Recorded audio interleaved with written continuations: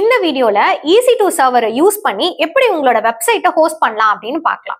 Let's start. இப்போ நம்ம எப்படி ஒரு வெப்சைட்டை EC2 இன்ஸ்டன்ஸில் ஹோஸ்ட் பண்ணலாம் அப்படின்றத பார்க்கலாம். ஓகே, ஸோ EC2 இன்ஸ்டன்ஸில் நீங்கள் ஒரு வெப்சைட்டை ஹோஸ்ட் பண்ணணும் அப்படின்னா அதுக்கு ஃபர்ஸ்ட் வந்து நீங்கள் ஒரு EC2 இன்ஸ்டன்ஸை லான்ச் பண்ணி ரெடியாக வச்சுருக்கணும்.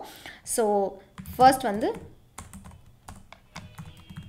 Launch and EC2 instance. Okay, so EC2 இன்ஸ்டன்ஸை வந்து நீங்கள் லான்ச் பண்ணிக்க போகிறீங்க. நெக்ஸ்ட்டு இன்ஸ்டால வெப் சர்வர். ஸோ நீங்கள் வந்து வெப் சர்வரை வந்து இன்ஸ்டால் பண்ணி ரெடியாக வச்சுக்க போகிறீங்க. ஸோ அதுக்கப்புறமா ரன் த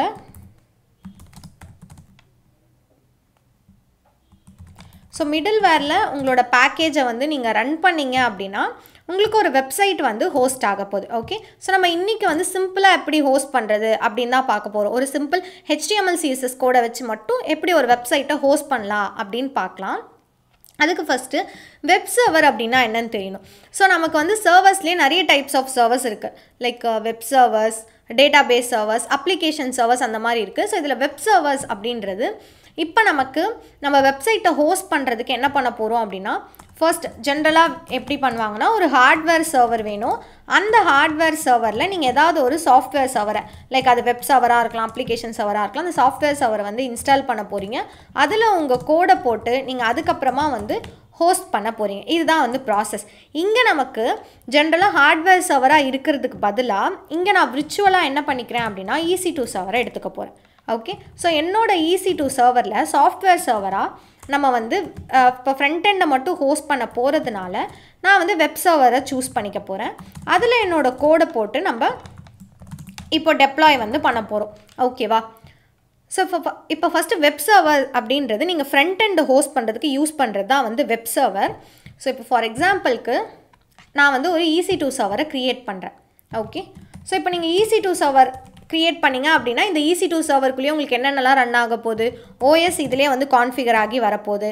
ஸோ உங்களுக்கு வந்து இதோட எக்ஸ்டர்னல் ஸ்டோரேஜ் இதிலே கான்ஃபிகர் ஆகி வரப்போகுது. அண்ட் அதோட பர்ஃபார்மன்ஸ் CPU இந்த மாதிரி இன்டர்னல் ஸ்டோரேஜ் இதெல்லாம் வந்து இதிலே வந்து உங்களுக்கு கான்ஃபிகர் ஆகி வரப்போகுது. ஸோ இந்த பர்பஸ்க்காக தான் நம்ம EC2 சர்வரை எடுத்துக்கிறோம்.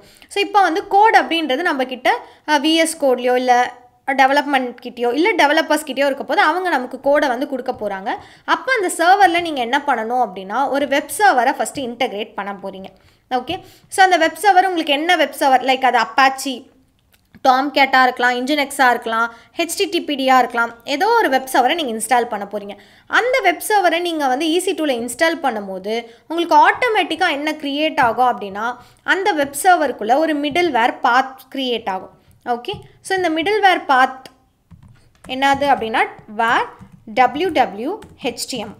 ஸோ இந்த var www.html அப்படின்ற இந்த பாத்தில் உங்கள் கோட் வந்துருச்சு அப்படின்னா ஆட்டோமேட்டிக்காக எனக்கு வந்து என்ன ஆகும்னா என்னோடய சர்வரில் இருக்க ஐபியில் எனக்கு என்னோடய வெப்சைட் வந்து ஹோஸ்ட் ஆக ஸ்டார்ட் ஆகிடும். ஓகேவா? ஸோ அப்போ நீங்கள் என்ன பண்ண போகிறீங்க, ஃபஸ்ட்டு ஒரு EC2 சர்வரை க்ரியேட் பண்ண போகிறீங்க. நெக்ஸ்ட்டு வெப் சர்வரை இன்டகிரேட் பண்ண போகிறீங்க. ஒன்ஸ் வெப் சர்வர் க்ரியேட் ஆகிடுச்சு அப்படின்னா உங்களுக்கு var www.html அப்படின்னு ஒரு பாத் க்ரியேட் ஆக போகுது. அந்த பாத்தில் நீங்கள் உங்கள் கோடை எடுத்துகிட்டு போய் காப்பி பண்ணும்போது ஆட்டோமேட்டிக்காக உங்களுக்கு ஐபியில் அதோட அவுட்புட் வந்து வரப்போகுது. ஓகேவா? நீங்கள் கூகுள் சர்ச் பண்ணும் போது இந்த சேம் அவுட்புட் வந்து உங்களுக்கு அந்த இடத்துல வரப்போகுது. கிளியர்? ஓகே, கிளியரா? ஸோ இப்போ இதை தான் வந்து நம்ம எப்படி பண்ணுறது அப்படின்னு பார்க்க போகிறோம். ஸோ அதுக்கு ஃபர்ஸ்ட் நம்ம வந்து சர்வரை க்ரியேட் பண்ணிக்கலாம். உங்கள் AWS அக்கௌண்ட்டை லாகின் பண்ணிவிட்டு ஒரு EC2 இன்ஸ்டன்ஸை க்ரியேட் பண்ணிக்கோங்க. 2 minutes நான் ஒரு EC2 இன்ஸ்டன்ஸை க்ரியேட் பண்ணிக்கிறேன்.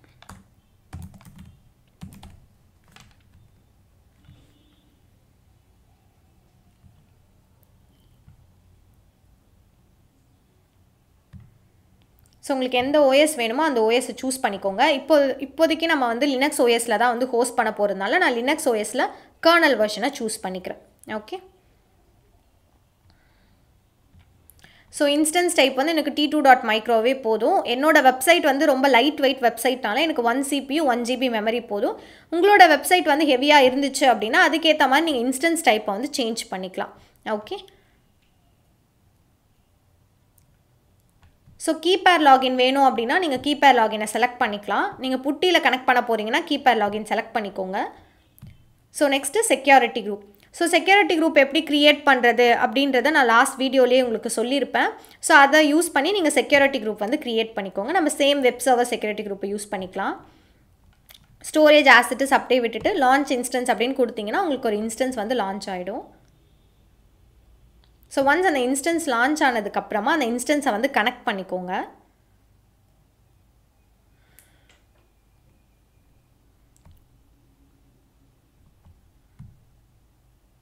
ஓகே, ஸோ இப்போ நான் இந்த இன்ஸ்டன்ஸை வந்து புட்டி வழியாக கனெக்ட் பண்ணிக்கிறேன். ஸோ ஒரு இன்ஸ்டன்ஸ் எப்படி புட்டி வழியாக கனெக்ட் பண்ணுன்ற வீடியோவும் உங்களுக்கு இருக்கும். ஸோ அதையும் ரெஃபர் பண்ணிக்கோங்க உங்களுக்கு தெரியல, நீங்கள் அவேராக இல்லை அப்படின்னா. ஓகே,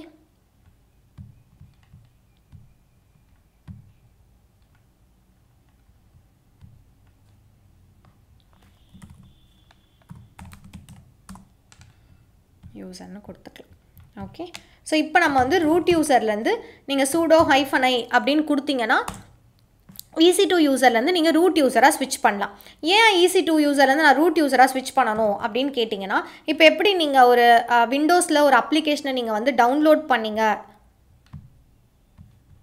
ஓகே, ஸோ இப்போ எப்படி நீங்கள் விண்டோஸில் ஒரு அப்ளிகேஷனை டவுன்லோட் பண்ணீங்க அப்படின்னா அது ரன் ஆஸ் அட்மினிஸ்ட்ரேட்டர்னு கொடுத்ததுக்கப்புறம் தான் இன்ஸ்டால் ஆகுமோ, அந்த மாதிரி நீங்கள் EC2 யூசராக இருந்தீங்கன்னா உங்களுக்கு ரெஸ்ட்ரிக்டட் ஆக்சஸ் தான் இருக்கும். ஸோ இப்போ நான் ஃபார் எக்ஸாம்பிளுக்கு install httpdன்ற அப்பாச்சி சர்வரை நான் ஃபஸ்ட்டு இன்ஸ்டால் பண்ணுறேன். நான் இன்ஸ்டால் பண்ணேன் அப்படின்னா என்னால் என்ன பண்ண முடியாது, இங்கே இன்ஸ்டால் பண்ண முடியாது. ஓகே, ஸோ அப்போ அதுக்கு நான் என்ன பண்ணணும், ரூட் யூசராக ஸ்விட்ச் பண்ணணும். ஸோ அதுக்கு நீங்கள் sudo -i அப்படின்னு கொடுத்தீங்கன்னா ரூட் யூசராக ஸ்விட்ச் ஆகிடலாம். ஸோ இப்போ நம்ம என்ன பண்ண போகிறோம், install httpd அப்படின்றது கொடுக்க போகிறோம். ஸோ install httpd அப்படின்றது அப்பாச்சி இன்ஸ்டால் பண்ணுறதுக்கான கமாண்ட். ஓகேவா, ஸோ இப்போ நான் அப்பாச்சியோட httpd வெப் சர்வரை தான் வந்து நான் எடுத்துக்க போகிறேன். ஸோ இப்போ install httpdன்றதை கொடுத்துக்கோங்க.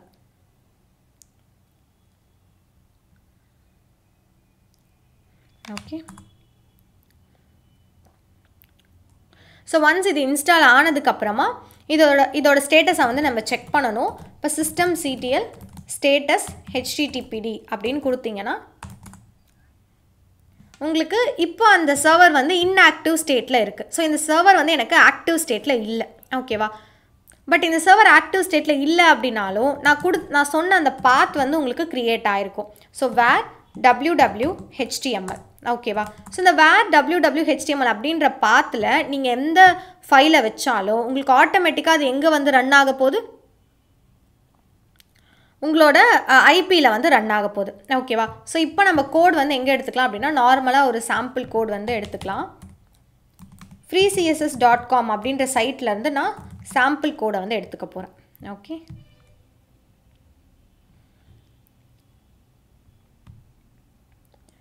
ஸோ இந்த கார்விலா அப்படின்ற இந்த கோடை நான் வந்து எடுத்துக்க போகிறேன். இதோட லைவ் டெமோ கொடுத்து பார்த்தீங்க அப்படின்னா இந்த சைட் வந்து உங்களுக்கு இந்த மாதிரி தான் இருக்கும். ஹோஸ்ட் ஆனதுக்கப்புறம் இந்த சைட் இந்த மாதிரி தான் இருக்கும். இது நார்மலாக அவங்களோட இதுலேருந்து எனக்கு ஹோஸ்ட் ஆகி வருது. இப்போ நான் வந்து இந்த சைட்டை என்னோடய சர்வரில் என்னோடய ஐபியில் ஹோஸ்ட் பண்ண போகிறேன். ஸோ இங்கே டவுன்லோட்னு ஒரு ஆப்ஷன் இருக்கா, இதை ரைட் கிளிக் பண்ணி காப்பி லிங்க் அட்ரஸ். ஸோ இப்போ நான் என்ன பண்ண போகிறேன் அப்படின்னா லினக்ஸ் கமாண்டை யூஸ் பண்ணி அந்த கோடை வந்து என்னோடய சர்வருக்கு கொண்டு வர போகிறேன். ஸோ அதுக்கு நீங்கள் wget அப்படின்ற இந்த கமாண்டை யூஸ் பண்ண போகிறீங்க. ஸோ இப்போ wget அப்படின்ற கமாண்ட் வந்து இன்டர்நெட்லேருந்து ஒரு விஷயத்தை நீங்கள் டவுன்லோட் பண்ணணும் அப்படின்னா அதுக்கு wget கமாண்டை நம்ம யூஸ் பண்ணிப்போம்.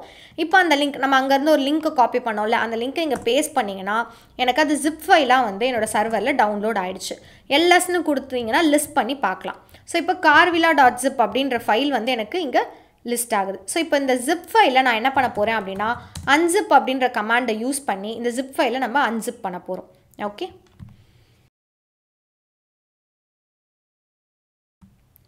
ஸோ இப்போ நீங்கள் unzip அப்படின்ற கமாண்ட் கொடுத்துட்டு உங்களோட ஃபைல் நேம் என்னவோ அந்த ஜிப் ஃபைலோட நேம் கொடுத்து என்ட்ரு கொடுத்தீங்க அப்படின்னா உங்களுக்கு வந்து அந்த ஃபைல் வந்து unzip ஆகிடுச்சு. ஸோ இப்போ carvila அப்படின்ற ஃபைல் வந்து எனக்கு unzip ஆகிடுச்சு.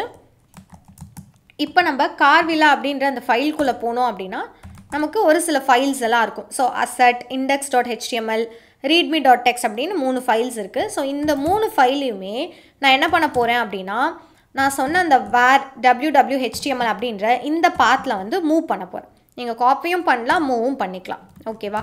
ஸோ இப்போது var www.html. ஸோ இந்த பாத்துக்கு போனீங்க அப்படின்னா இப்போ உங்களுக்கு இந்த 3 ஃபைலும் வந்து இதில் மூவ் ஆயிடுச்சு. ஓகேவா? ஸோ இப்போ உங்களோட சர்வரோட ஐபியை காப்பி பண்ணி இங்கே போட்டிங்க அப்படின்னா உங்களுக்கு அதோட அவுட்புட் வரணும். ஓகே, ஸோ உங்களுக்கு என்ன ஆயிடுச்சு அப்படின்னா this side can be reach அப்படின்னு வந்துருச்சு. ஸோ இதுக்கு என்ன ரீசனாக இருக்கலாம் அப்படின்னா நம்ம வெப் சர்வர் ப்ராப்பராக கான்ஃபிகர் ஆகாமல் இருக்கலாம். அப்படி இல்லைனா நம்ம செக்யூரிட்டி குரூப்பில் ஏதாவது தப்பு பண்ணியிருக்கலாம். செக்யூரிட்டி குரூப்பில் HTTP, HTTPS, SSH இந்த 3 போர்ட் நம்பர் எனேபிளாக இருந்துச்சுன்னா ப்ராப்பராக கனெக்ட் ஆகும். அப்படி இல்லைனா நம்மளோட வெப் சர்வர் இப்போ நம்ம systemctl status HTTPD அப்படின்னு கொடுத்தீங்கன்னா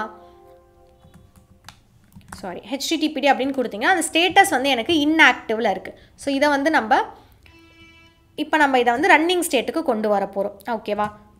ஸோ இதில் systemctl start HTTPD அப்படின்னு கொடுத்தீங்கன்னா ஆட்டோமேட்டிக்காக இது எனக்கு என்ன ஸ்டேட்டில் வந்துடும், ரன்னிங் ஸ்டேட்டில் வந்துடும்.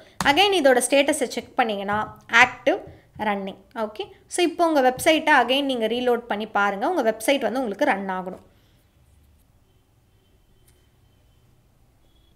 ஓகே, ஸோ இப்போ நமக்கு அவுட்புட் வந்துருச்சு. ஸோ கார்விலா அப்படின்ற வெப்சைட் வந்து என்னோட ஐபியில் வந்து ஹோஸ்ட் ஆகிடுச்சு. கிளியரா? ஓகே,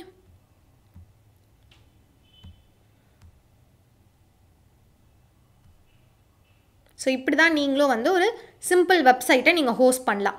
ஸோ நீங்கள் ஹோஸ்ட் பண்ணி ட்ரை பண்ணும்போது நீங்கள் அந்த சைட்டை வந்து கிட்டில் இருந்து க்ளோன் பண்ணி ஜஸ்ட் var www.html அப்படின்ற அந்த பாத்தில் வச்சிட்டிங்க அப்படின்னா ஆட்டோமேட்டிக்காக அந்த வெப்சைட் வந்து உங்களுக்கு ஹோஸ்ட் ஆகிடும். இந்த மாதிரி உங்களுக்கு நிறைய மெத்தட் ஆஃப் ஹோஸ்டிங் இருக்குது. அதில் இது ஒரு சிம்பிள் மெத்தட். Okay, thank you. இந்த வீடியோ உங்களுக்கு அண்டர்ஸ்டாண்ட் ஆகியிருக்கும் நம்புறேன். இந்த மாதிரி AWS ரிலேட்டடான வீடியோஸை மிஸ் பண்ணாமல் இருக்க B3 Systems சப்ஸ்கிரைப் பண்ணிக்கோங்க. தேங்க்யூ.